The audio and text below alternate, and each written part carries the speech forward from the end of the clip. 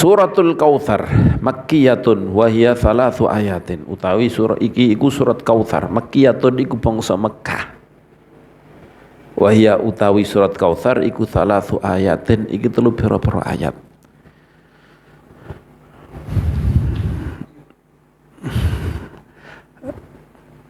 Bismillahirrahmanirrahim. Al-Kautsar itu dari kata-kata kathir. Al-Kautsar itu dari kata-kata kathir, maknanya banyak, diikutkan wazan fa'al kautsar, kathirun, kemudian disamakan dengan wazan fa'al menjadi kautsar. Lah artinya apa kautsar? Seperti lafaz naufal. Naufal juga dari nafal kemudian menjadi naufal. Maknanya adalah asyai'ul balighu fil kathrah haddal ifrat, sesuatu yang banyak sampai banyak sekali, sampai melewati batas banyaknya. Ini namanya kautsar. Sangat banyak. Makanya orang Arab menamai sesuatu yang banyak, sangat banyak dengan kautsar. Ketika ada orang seorang perempuan desa, masih ini maksudnya orang dulu itu bahasakan dengan Arabiyah, itu artinya bahasanya belum kecampuran macam-macam. Dia tidak karena bergaul dengan orang luar sehingga bahasanya masih asli. Maka orang-orang Arab, orang-orang desa itu sebagai standar, sering sebagai standar. Karena apa? Bahasanya masih asli. Kalau kita bergaul banyak orang, kecampuran bahasa Inggris, kecampuran bahasa ini, kecampuran bahasa ini. Itu kenapa jenenge niki Arab. Kemarin juga saya sebutkan orang Arab. Ada orang desa ketika mendengarkan alhaakumut takabur hatta zurtumul maqabir, sampai kalian zurtumul maqabir, sampai menziarahi kubur. Berarti kita pasti hanya sekedar ziarah, pasti akan dibangkitkan, akan meninggalkan kubur kita. Ini kenapa kok orang Arab yang di standar sama dengan ketika Allah Subhanahu wa taala ngendika fa wa rabbis samai wal ardi innahu lahaqqum mithla ma annakum tantikun. Fa wa rabbis samai, demi Tuhannya langit, wa rabbis samai wal ardi innahu wal ardi, dan demi langit, demi Tuhannya bumi, innahu lahaqqun, sesungguhnya itu lahaqqun, benar-benar hak, perkara yang benar. Ketika mendengar seperti ini, ya Allah, ini apa Allah kok sampai sumpah sampai seperti ini? Kenapa kok sampai marah sampai seperti ini? Orang kalau sumpah bolak-balik kan bertumpuk-tumpuk, berarti kan dalam keadaan marah. Kenapa kok gak percaya? Lagi orang Arabi ketika mendengar sumpah Gusti Allah, fa wa rabbis samai wal ardi innahu lahaqqun mithla ma annakum tantiqun. Bahwa Rabbis sama, demi Tuhannya langit dan Tuhannya bumi, innahu, sesungguhnya itu lahakun. Lah ini artinya bener-bener, hakun, perkara sing bener, sesuatu yang nyata. Mislama annakum tatikum, sebagaimana kamu bisa ngomong. Kamu yakin gak bisa ngomong Kak? Ketika mendengar ini orang Arabi langsung, ya Allah, ini apa kok Allah sampai sumpah, sampai meyakinkan kita sampai seperti ini? Siapa yang membohongkan Allah sampai sumpah seperti ini? Nah, ini apa? Ini adalah napa jenenge niki orang Arabi. Kenapa jadi standar? Karena mereka secara naluri memang bahasa orang Arab asli bener, yang belum kecampuran, nanti tahu seluk-beluk bahasa Arab bener. Ini orang Arab. Maka di sini disebutkan oleh ulama juga menyebutkan bahwa ada orang Arabiyah yang belum kecampuran dengan bahasa-bahasa yang lain. Ketika ada anaknya pulang, kemudian ditanya, bima aba ibnuk, anakmu pulang membawa apa? Qalat aba bi kautsar. Wah, membawa pulang dengan membawa sesuatu yang sangat banyak. Bahasa di bi kautsar. Bahasanya apa? Bi kautsar. Ini Arab. Jadi kautsar artinya adalah, aslinya adalah apa?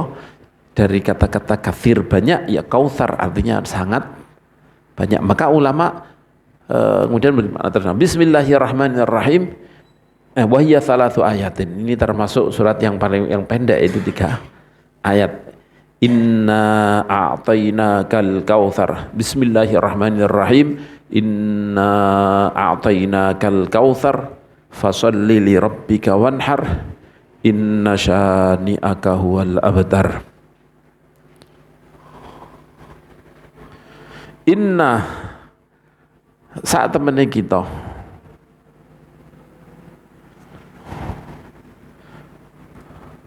iku ataina, iku aweh sapa kita.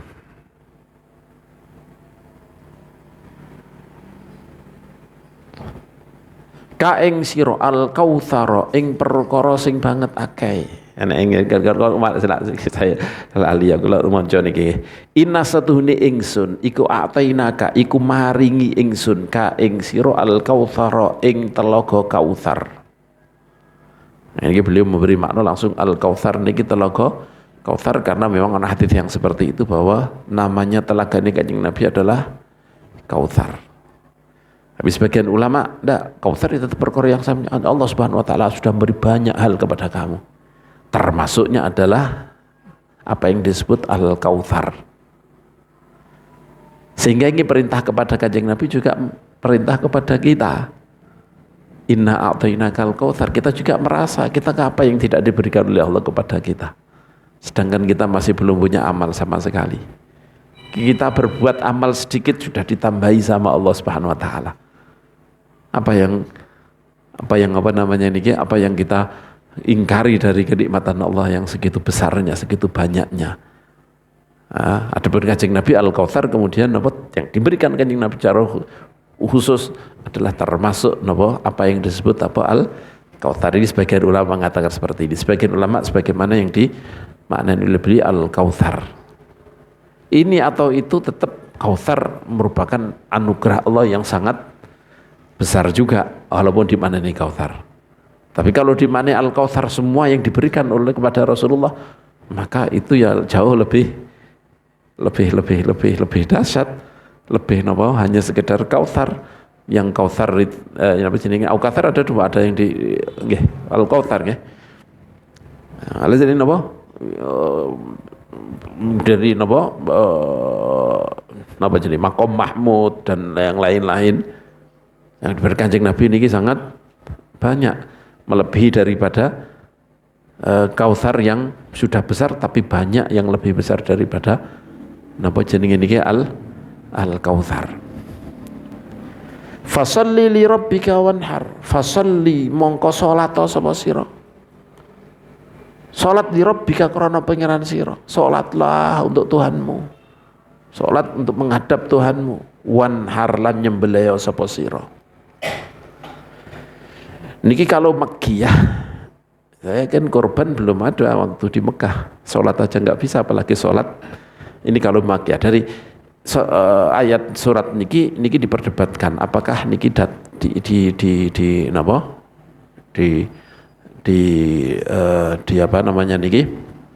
diturunkan waktu di Mekah atau di Madinah. Jadi perdebatan. Ada yang mengatakan ini ya tahun ke-7 baru turun ayat ini. Kalau nggak salah tahun ke-7 kalau nggak salah. Tapi jelas turun di Madinah. Karena sholat Rasulullah perintah sholat ini kan dan kemudian nyembelih ada Idul Adha itu semuanya dilakukan di Madinah, disunahkan pada waktu di Madinah. Maka orang-orang yang memaknani fasalli li rabbika wanhar ini adalah salat Idul Adha dan kemudian adalah jenis ini nyembelih ini pasti mau nggak mau dia harus berpendapat ini diturunkan waktu di Madinah. Kalau tidak, kalau yang Mekah ya kan berkata seperti ini perintah fasalli li rabbika wanhar, artinya apa? Ayo syukuri, nyembah kepada Allah, salatlah. Dan salat sudah mulai dari Mekah sudah ada. Bahkan sebelum diturunkan perintah untuk salat fardu sudah salat wajib 5 waktu sudah ada salat.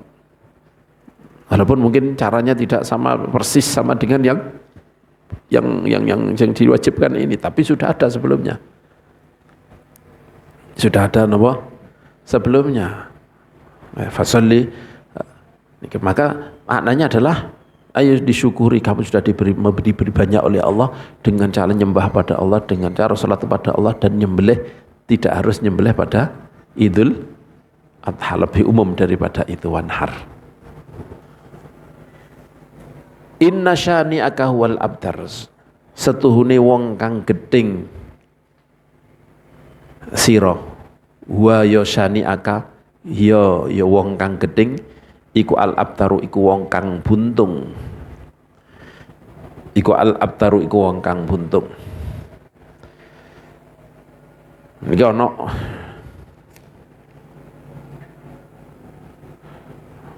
wong jenenge Al-As ibnu Wa'il. Al-As ibnu Wa'il iki ketika Rasulullah sallallahu alaihi wasallam selain Ibrahim kan wafat ning Mekah kabeh. Ya, seperti napa jenenge Al-Qasim, terus apa meneh? Ibrahim, Qasim, terus Abdullah. Itu semuanya selain Ibrahim, Sayyidina Ibrahim ibn Rasul sallallahu alaihi wasallam lahir di Madinah, bahkan di akhir-akhir, dan wafat di Madinah. Adapun Qasim wa Abdullahi ini wafatnya napa ning Mekah. Ini yang menguatkan pendapat bahwa ayat ini turun di Mekah. Tapi ya masih diperdebatkan thubut hadis ini, apakah kemudian hadis ayat ini berkenaan dengan ini. Yani kemudian maksudnya setelah ada kejadian itu kemudian turun ayat ini langsung, ini masih diperdebatkan. Alhasil tadi adapun ayat ini turun di Mekah atau Madinah, tapi yang jelas ini menguatkan bahwa ini turun di Mekah. Tapi pamaniku hadis sahih dan sharih, saya yakin tidak ada perdebatan lagi ini apakah ditur di Mekah atau di Madinah. Tapi hasil diceritakan bahwa ada namanya Al-As ibni Wa'il, ini ketika Rasulullah SAW putra-putranya yang laki-laki ini wafat. Padahal dalam tradisi Arab, kalau laki-laki tidak punya anak laki-laki maka sudah tidak punya keturunan lagi. Nah ini yang dipakai oleh orang berarti Kanjeng Nabi gak ono dzurriyyah, ya repot ini. Kanjeng Nabi niku ketika ngendika Hasan ibni, ada Hasan ibni, anakku bakal esuk mben bakal mendamaikan antara dua kelompok muslim yang berselisih, yang berperang. Saya suluhu baina fi'ataini 'azimatain minal muslimin. Artinya beliau menyebut ibni. Maka semuanya ulama mengatakan bahwa keturunan Sayyidina Hasan Sayyidina Husain adalah cucune Rasulullah sallallahu alaihi wasallam. Ya. Jadi ya sing hati-hati dengan apa jenenge niki sampai karena akan menafikan dzurriyyah Kanjeng Nabi ini akan menarik pada sini sesuatu yang sudah diijma'i oleh para ulama bahwa keturunan Sayyidina Hasan maupun keturunan Sayyidina Husain itu adalah disebut-sebut dzurriyyah Kanjeng Nabi, disebut ahlu baiti Rasulillah, yang selalu kita doakan Allahumma sholli ala Muhammad wa ala ali Muhammad. Allahumma sholli ala Sayyidina Muhammad wa ala ali Sayyidina Muhammad. Ya Rasulullah, kaifa nusalli alaik, bagaimana kami membaca salawat kepadamu? Baca Allahumma salli ala Muhammad wa ali wa azwajihi wa dzurriyyatihi. Ketika Rasulullah suatu saat ditanya, kemudian jawabnya wa azwajihi wa dzurriyyatihi. Sahih di Bukhari, kalau Bukhari seingat saya, kalau tidak Muslim, hadis benar-benar sahih. Allahumma salli ala Muhammadin wa azwajihi wa dzurriyyatihi, istri-istrinya dan dzurriyyahnya. Dzurriyyah ini keturunan-keturunannya. Lah masa kita itu disuruh ndongakno sakmene ngobos kabeh? Kan tidak mungkin. Umat Kanjeng Nabi bisa menukai, pasti dzurriyyatihi ikut pasti mendapatkan berkah daripada napa salawat yang didoakan oleh napa niki. Gak mungkin orang wali-wali di Gusti Allah yang gede-gede yang membacai gitu semuanya. Masa enggak makbul semuanya. Ya. Saya kembali lagi deh. Jadi ketika dua ini turun, kemudian mereka mengatakan, orang ini asli ini mengatakan Muhammad itu abtar, Muhammad itu wis gak punya keturunan. Nah, ini yang dipakai oleh ini berarti menguatkan bahwa Kanjeng Nabi punya nopo dzurriyyah. Kan inna syani'aka huwal abtar. Orang yang membenci kamu adalah yang abtar. Dialah yang abtar. Artinya Kanjeng Nabi bukan abtar. Kan gitu. Dialah yang abtar, bukan Kanjeng Nabi. Tapi sebagian tidak seperti itu. Abtar itu artinya apa? Jadi mungkin memberi makna seperti itu ya. Tapi al-abtar itu orang itu zaman jahiliyah. Ketika sudah tidak punya anak laki-laki, maka sudah tidak ada yang mau nyebut-nyebut dia. Sudah tidak mungkin apa dikenang. Tidak mungkin dikenang kebaikannya apapun apa. Kemudian orang itu tidak ini tidak dikenang. Maka ini abtar lebih kepada kepada situ. Makanya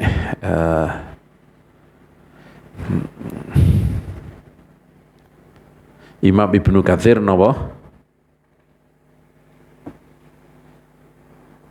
ayat gitu katakan nggih. Niki Al-As menceritakan, Ibnu Katsir menceritakan ta'uhu fa innahu rajulun abtar la aqibalahu. Wis gak ada keturunan. Fa idza halaka in qata'a dzikru. Kalau sudah mati maka sudah tidak ada yang menyebut-nyebut lagi wong gak ono anake. Anak laki-lakinya wis mati kabeh. Ini yang diucapkan oleh Fa'il. Kemudian Allah menurunkan ini miturut versi yang pertama bahwa surat ini diturunkan waktu di Mekah, karena kejadian ini jelas di Mekah. Nah, ini di Mekah. Nah, ini jadi artinya bukan kok masalah abtar yakni jenenge niki hanya ninggal tidak punya keturunan, tapi tidak akan disebut-sebut lagi. Ya. Ini sering kita mendengar bahwa inna a'tainakal kautsar niki serba angka 10-nya. Ya, kita sering bahas itu inna a'tainakal kautsar, memang benar-benar serba 10. Diakhiri dengan huruf ra. Ya, ra itu huruf nomor berapa? Alif, ba, ta, tha, jim, ha, kha, dal, dzal. Huruf nomor 10. Dan anehnya surat di Al-Quran yang diakhiri dengan ra, abtar, apa jenis ini? So, diakhiri dengan ra itu ya memang 10 surat. Dari 114 surat yang diakhiri dengan ra itu hanya 10 surat. Bismillahirrahmanirrahim juga ra itu nomor 10 tulisan bismillah. Ba, sin, mim, kan itu kan tulisannya alif, lam, ha, alif, lam, ra. Ya. Nomor 10 benar. Dan ini kalau dihitung, kalau berkata, ini berkata maksudnya peralin, digangi ya, ini spasi. Nanti kan ini inna 1, a'tainaka 2, al-kautsara 3, fasalli 4, li rabbika 5, wanhar 6, inna syani'aka huwa al-abtar. 10 benar. Tidak cukup di situ, perintah dan sebab nyembelih. Perintah dan sebab nyembelih itu 2 ayat, yaitu kan gini kan, kalau yang terakhir kan hanya menyebutkan sing ngelek-ngelek kowe itu adalah orang yang benci kamu, itulah orangnya abtar, kan tidak ada hubungan dengan nyembelih. Ya, yang berhubungan dengan nyembelih itu 2, inna a'tainakal kautsar fasholli li rabbika wanhar. Dan itu kalau dilihat maka napa jenenge niki hurufnya napa 10 huruf yang buat nyusun inna a'tainakal kautsar itu 10 huruf. Kalau dihitung ya, saya nggak didobel nggih, maksudnya nggak double. Alif, nun, terus ain, to, ya, kaf, lam, terus wau, fa, ro. 10. Jadi Gusti Allah Subhanahu wa taala mengatur ngeten iki, Bang. Sudah di luar apa? Di luar kemampuan menungso. Cuman ini ya gak ngerti zaman dhisik, memang kan gak pernah neliti. Saiki lah usum komputer ya. Jadi gampang, nek komputer itu mudah. Komputer mudah karena sampai karek garis kemudian kita program, maka akan menemukan seperti ini. Fasolli coba, fa, ya, sod, lam, ro, ba, kaf, wau, alif, nun, ha. Ya 10. Jadi membuat, dan 2 ayat ini yang merupakan nyembelih. Kon salat lan nyembelih. Salat apa? Salat Idul Adha, nyembelih napa kurban tanggal pinten?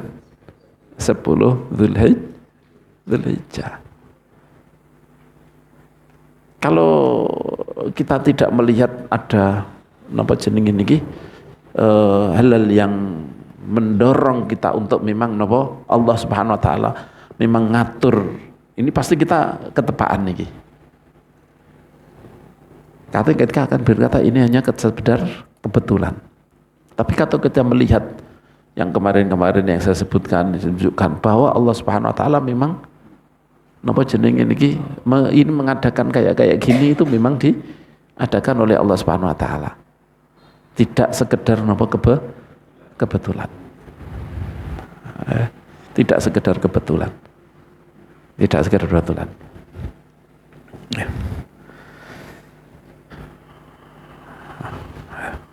Ini nyembelih. Nyembelih napa jenenge niki? Nyembelih napa?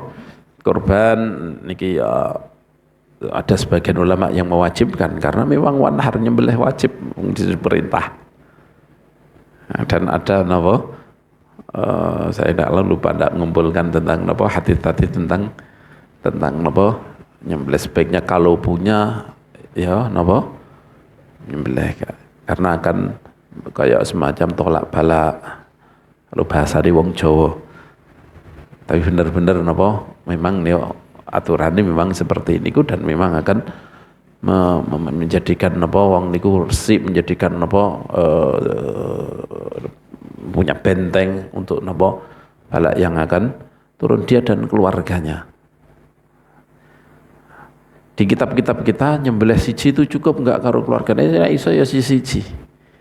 Tapi di kitab-kitab kita itu nyembelih siji kanggo sak keluarga itu cukup. Kemudian oleh ulama mutaakhirin iki maknane cukup gimana wong wedhus siji kanggo wong siji kok maknane cukup itu gimana? Yaitu sudah menggugurkan napa jenenge niki sunnah kifayah, sunnahnya niki. Kalau saya lebih condong kepada orang niku kalau enggak mengeluarkan ketika mampu kemudian tidak mengeluarkan napa jenenge tidak mau menyembelih itu ya ada konsekuensi, ada sesuatu yang mengurangi atau mengenai orang tersebut yang mungkin tidak sampai mengenai sesuatu kayak mengenai yang perkara wajib, enggak. Ya. Kayak kalau orang sholat duha terus maka dia akan mensyukuri semua. Ini apakah wajib sholat duha? Kan enggak wajib juga. Tapi ya itu akan menjadikan tubuh niku terjaga karena sudah mensyukuri setiap persendian yang dibelah berikan oleh Allah Subhanahu wa taala. La in syakartum la azidannakum. Kalau tidak artinya ya rawan untuk lebih rentan untuk kena ketika itu tidak ditutup dengan amal yang lain. Maka di sini juga seperti itu. Dengan dia melakukan itu, saya yakin satu keluarga ini sudah cukup sehingga konsekuensi kurang yang disebabkan oleh tidak menyembelih itu sudah napa jenenge niki sudah tertutup dengan kepala keluarga nyembelih satu napa satu napa kambing umpamanya. Nah, ini cukup. Sebaiknya ya itu ya nyembelih pitu. Nek kuat. Apa mana siji? Ya, insyaallah itu sudah napa cukup dalam artian ya seperti tadi yang mengatakan ini. Bahkan menurut saya wong Kanjeng Nabi juga ngendika ini sangka ada min Muhammad wa Ali Muhammad dan keluarganya Muhammad. Nah, artinya ya musyarek lah Kanjeng Nabi. Kita ngikuti Kanjeng Nabi. Kita tidak bisa mengatakan itu kekhususan Kanjeng Nabi. Itu khusus Kanjeng Nabi boleh untuk semuanya. Kecuali sampai ada dalil bahwa napa jenenge niki itu adalah sebuah sifat khususnya Kanjeng Nabi, sedangkan tidak ada. Kalau umat Kanjeng Nabi, ini saya yakin ini cenderung untuk kan ini. Kemudian kambing nyembelih kambing untuk napa ini song kanggo umatku sing enggak sempat nyembelih no korban. Nah, Kanjeng Nabi kan kayak kepala keluargane umatnya. Nah, kita enggak, kita termasuk umatnya. Maka ya enggak bisa kita mewakili ini lebih khusus kepada Kanjeng Nabi. Tapi sampai keluarga kita juga punya keluarga. Artinya Kanjeng Nabi iso kanggo keluargane, kita juga bisa untuk napa keluargane. Tapi yang jelas ning kitab-kitab kita pun niku sudah mencukupi napa sebagai sunnahnya, walaupun kemudian diartikan macam-macam oleh napa jenenge niki kalangan ulama Syafi'iyah apakah gini atau gitu.